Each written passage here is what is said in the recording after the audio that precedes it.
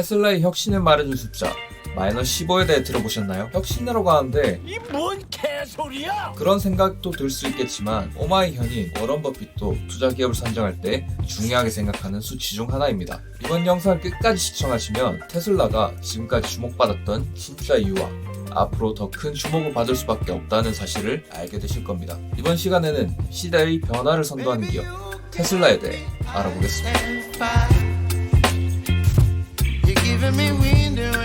사실 테슬라는 현재 CEO 일론 머스크에 의해 세워진 기업이 아닙니다. 2003년 마틴 에버하드와 마크 타페닝이 최초의 이북을 개발하고 후보 미디어를 매각한 87밀리언 달러로 테슬라 모터스를 창업했죠. 테슬라의 핵심 이념이자 오늘날의 테슬라가 존재하는 사실 두 가지가 초대 CEO인 마틴 에버하드에 의해 만들어졌죠. 첫 번째는 전기차가 올바른 기술을 바탕으로 만들어진다면 내연기관 차량보다 훨씬 더 좋은 성능과 가격적 이점이 있다는 것이요. 두 번째는 납배터리가 아닌 리튬이온 배터리를 적용해야 전기차 주행거리를 늘릴 뿐만 아니라 안전하게 운전할 수 있다는 것이었죠. 이북을 개발하면서 적용했던 개념을 전기차에 응용했던 것이었습니다. 1년 후 2004년 그들은 화성 컨퍼런스에서 연설하는 일론 머스크를 만났죠. 결국 설득에 성공했고 일론 머스크는 페이팔을 매각한 돈 중 일부인 6.35밀리언 달러를 테슬라에 투자해 최대 주주이자 이사진이 됩니다. 테슬라 사명은 교류 시스템의 기초를 형성한 비운의 천재과학자 니콜라 테슬라의 이름에서 따왔다는 사실은 잘 알려져 있죠. 자신의 발명을 인류에 무료로 사용할 수 있게 하는 철학이 있었는데 현재 CEO인 일론 머스크가 2014년 테슬라의 모든 특허를 세상에 무료로 공개했던 것도 전기차 시장을 앞당기는 것뿐만 아니라 니콜라 테슬라의 철학을 반영한 것이었습니다. 존나 카리스마 있어. 특히 그를 기리기 위해 테슬라의 로고를 발명품 중 하나인 무기모토의 일부로 선정하게 되죠. 고양이 코를 닮아 한때 밈으로 인기도 있었습니다. 처음에는 방패와 함께 3D로 로고를 구상했지만 2017년 모터스를 사명에서 빼버리고 심플하게 변경하게 됩니다. 전기차가 대중에게 처음 선보였을 때는 GM의 EV1이나 혼다의 EV 플러스와 같이 내연기관 차보다 못생긴 외관만을 보였죠. 하지만 일론 머스크와 테슬라 창업자 모두 기존의 못생긴 스테레오타입 전기차 모습에서 벗어나 고급진 전기 스포츠카를 대중에게 선보이는 것에 찬성했고 2006년 캘리포니아에서 로드스터를 공개합니다. 당시 캘리포니아 주지사였던 아놀드 슈왈지네거도 행사에 참여해 로드스터를 경험했고 테슬라를 본격적으로 지지하게 되었죠. 전기차의 외관을 바꿨을 뿐만 아니라 기술적으로도 로드스터를 만들 때부터 배터리셀을 어떻게 안정적으로 연결하고 쿨링 시스템은 어떻게 구성할 것이며 단열재는 어떤 것을 쓸 것인지 수많은 고민을 했었고 이는 오늘날 전기차 배터리팩 구성의 근간이 됩니다.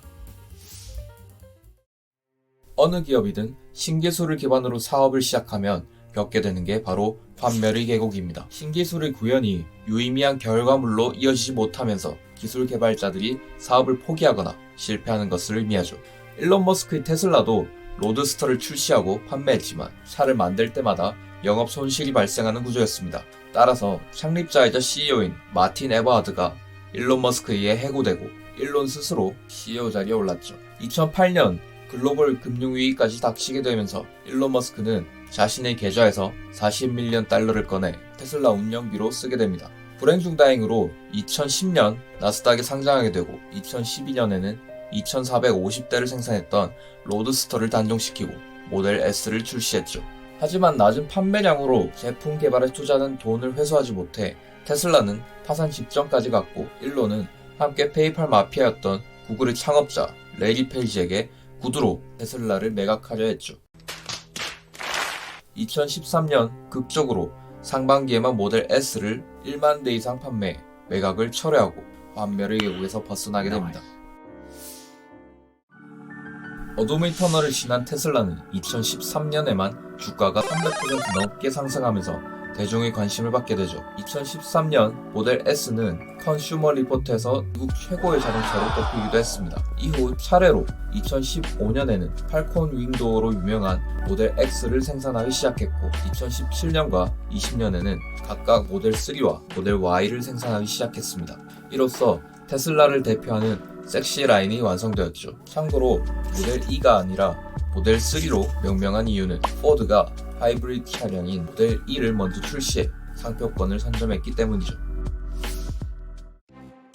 지금의 테슬라를 있게 한 섹시 라인과 함께 카스 라인도 있죠.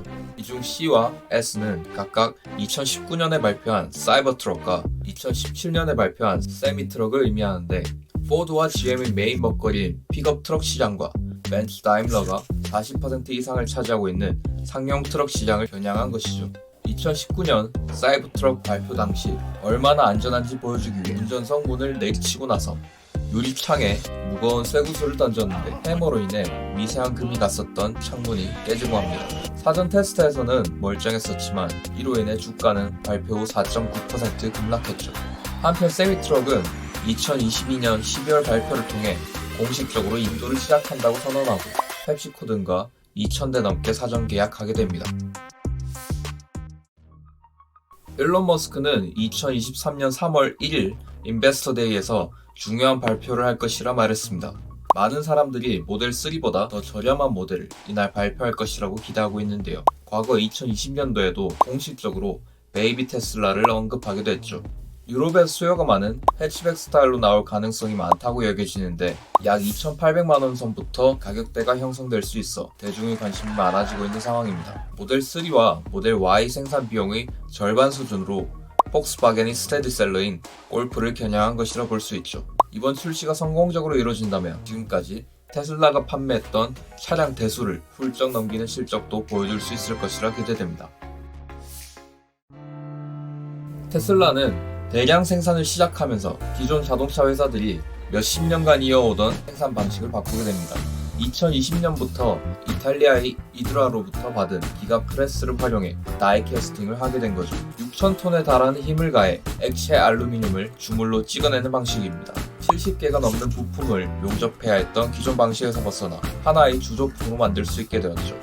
이로 인해 비용 절감, 공정 단축, 경량화, 효율 향상 등을 달성할 수 있었는데, 초기 프리먼트 공장의 동선은 GM과 토요타 차량을 생산했던 그 공장을 인수했었기에 이렇게 복잡한 반면, 세대의 기가 프레스가 들어가는 상하이 공장 동선이 매우 깔끔하기에 생산성이 더 높아질 수 있는 것이죠. 최근에는 9,000톤급 기가 프레스도 공개했는데, 이는 사이버 트럭에 본격적으로 사용될 예정입니다. 이렇게 기가 프레스로 인해 생산량은 기하급수적으로 올라 2022년에는 130만 대를 기록하게 되었죠. 일론 머스크는 최근 인터뷰에서 2030년까지 연간 2천만 대를 생산하는 것을 목표로 하고 있다고 밝히기도 했습니다. 혹시 현금 전환 주기라고 들어보셨나요? 영어로는 캐시 컨버전 사이클이라고 하는데, 현금으로 원재료를 사와 생산과 판매를 통해 투자한 현금을 회수하는 데 걸리는 시간을 의미하죠. 오마이 현이 워런 버핏도 투자 기업을 선정할 때 현금 전환 주기가 업계 평균 대비 낮은 기업을 선호한 것으로 잘 알려져 있습니다.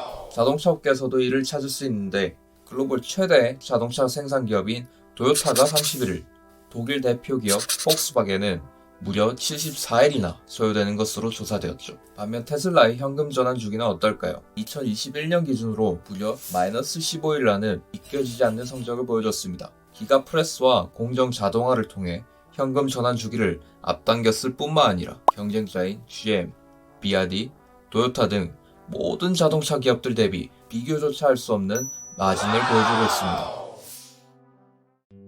2022년 AI 데이에서 일론 머스크는 테슬라가 앞으로 전기차 기업이 아닌 로봇 기업이 될 것이라 말했죠. 근간이 되는 자율주행 또한 다른 기업들은 라이다와 레이더에 의존할 때 폴로 카메라만 이용한 자율주행을 선보여왔고, 추후에는 스타링크를 연계한 FSD를 활용해 공유경제 기반의 택시 시스템을 형성하겠다는 모습도 보였습니다. 절대 멈추는 모습을 보이는 적이 없는 그의 행보는 지금도 여전히 계속되고 있죠.